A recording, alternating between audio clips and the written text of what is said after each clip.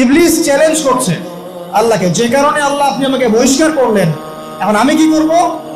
আমি এই আদম সন্তানের সরল পথে, আপনাকে পাওয়ার এই পথের আনাচে কানাচে আমি ওত পেতে বসে থাকবো। কি জন্য বসে থাকবো? যাতে করে আমি আদম সন্তানকে বিচ্যুত করতে পারি।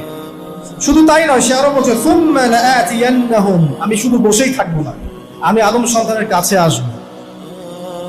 মিন বাইনি আইদিহিম, তার সামন থেকে আসবো। ওয়া মিন খালফিহিম, আদম সন্তানের পিছন থেকে আসবো। ওয়া আন আইমানিহিম, তার ডান দিক থেকে আসবো। ওয়া আন শামাইলিহিম, তার বাম দিক থেকে আসবো।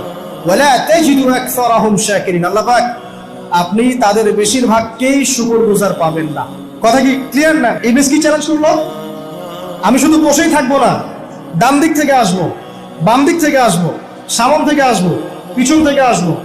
আমি আদম সন্তানকে পথভ্রষ্ট করেই ছাড়বো, আপনি আদম সন্তানের বেশিরভাগকে পথভ্রষ্ট পাবেন।